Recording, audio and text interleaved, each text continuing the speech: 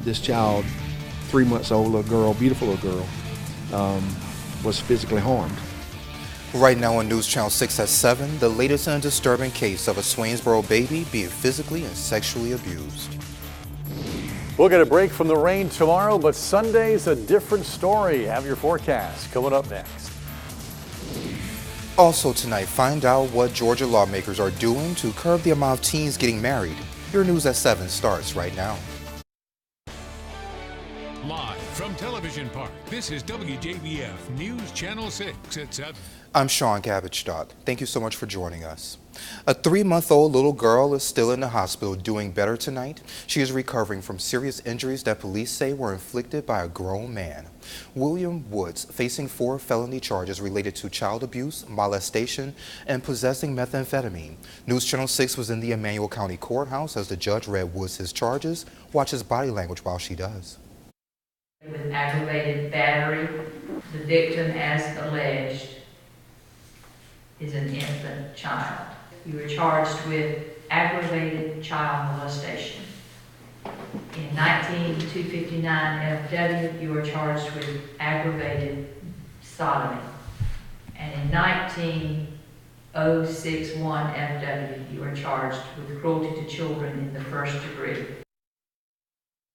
Our Ashley Osborne spoke with the Swainsboro police chief about this horrific case and the neighbors who live in the apartment complex where they say it happened. How in the world? It just makes no sense. Disbelief, anger, sadness, sick to your stomach. Some of the emotions felt by many after they heard this story on Thursday. I've held my own in my hands, and there ain't no way I can imagine.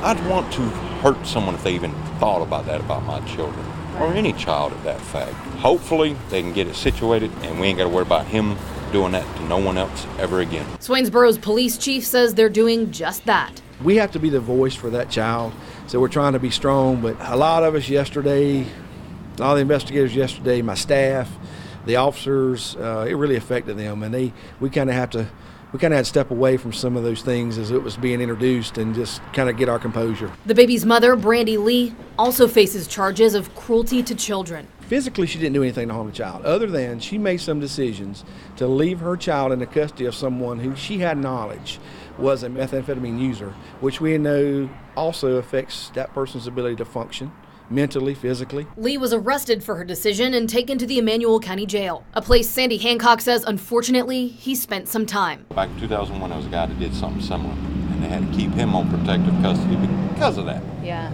And there wasn't a soul in that place I didn't talk to that said if they could get their hands hold on him, he wouldn't see the light of day ever again. There's just certain things that people will not tolerate no matter how hardened they are or what kind of crazy things they've done. There's just certain lines you do not cross, and that's one of them. Some of the baby's family tells us they've feared for this child since her birth just 3 months ago. This child has spent time with them in a very positive way just days before, and so, the child has a lot of love in the family.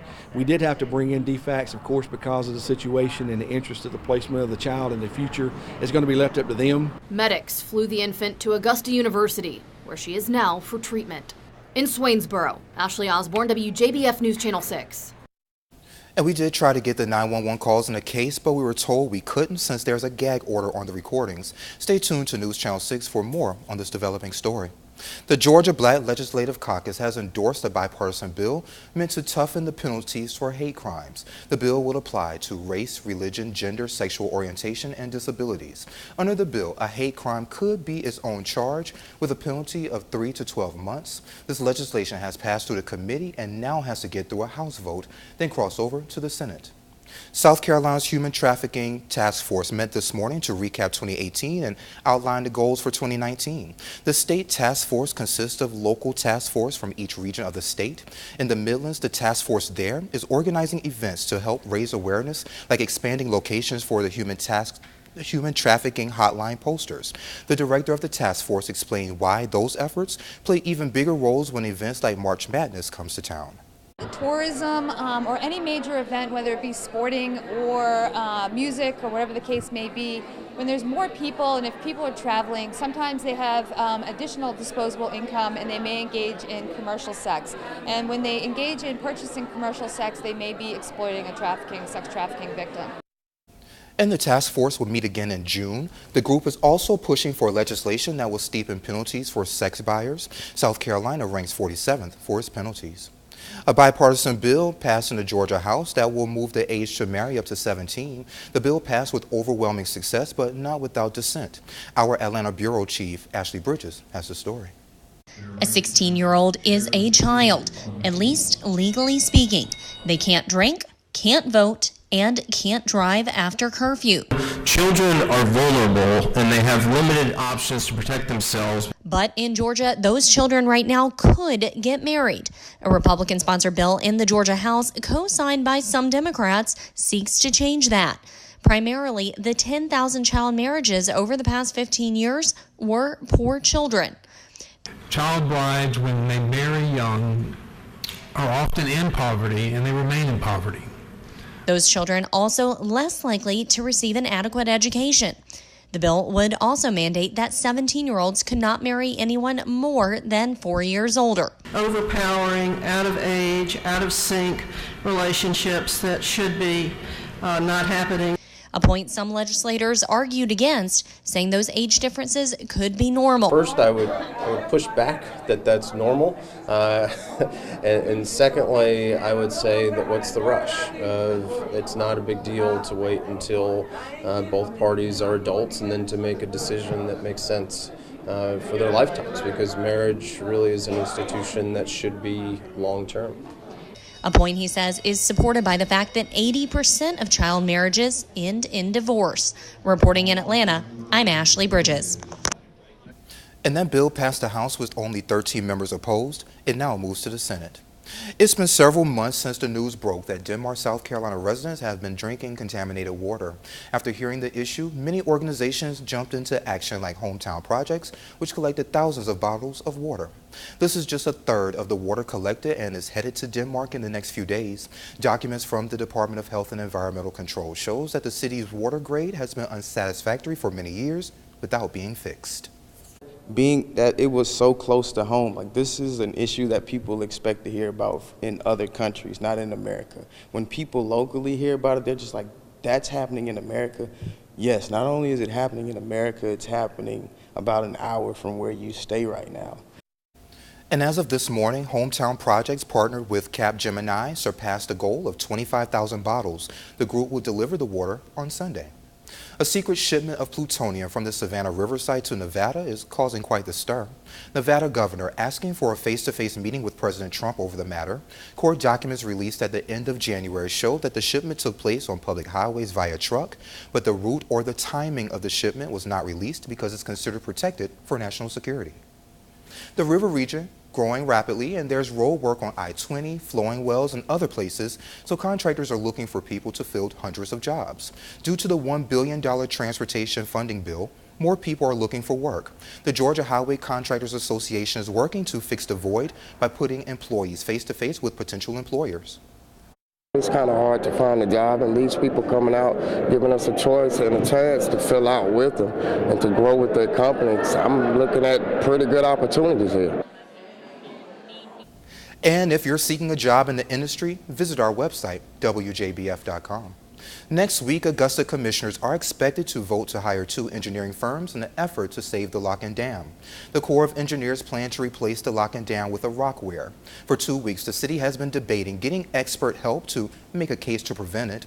Augusta officials say they caught a break this week when the Corps extended the public comment period another 30 days until April 16th. I don't know that it could have been done if we had not gotten the extension. I mean, we'll get final approval hopefully at Tuesday's commission meeting. That would leave us about 2 weeks to assemble comments before they would have been due. Now we've got another 30 days, so it gives us a little breathing room. I still feel that the time is tight, though. And the 2 firms will split a $30,000 budget. Augusta's Mayor Hardy Davis says that plans to upgrade a city park will get done. Tuesday, commissioners approved a complete rewiring and relighting of Fleming Park. Back in October, 12-year-old Melquan Robinson was electrocuted after touching a fence. City leaders did not discuss how much it will cost or where the money will come from. Money that we have in the general fund. General fund money? Yeah. Not SPLOST? It could be. I think we've got that option as well, but I think the most important piece is that the city's not going to ask our taxpayers to pay for this. We have the resources to be able to do that right now. Reserves? We have the resources to be able to do that right now. And the city's Central Services Department says it's working on a cost projection for the work right now.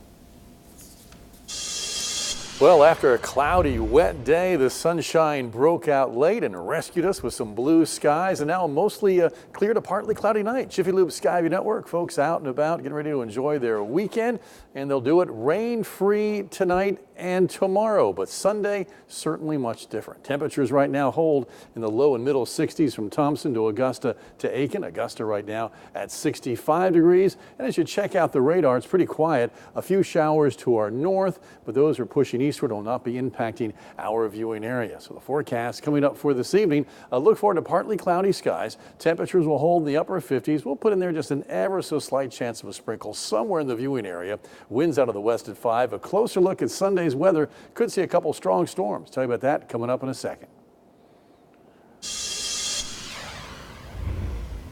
I'm Anna Warnicki in Washington. The USMCA is back at the top of the president's priority list. I'll have the details on what's next for the trade deal coming up.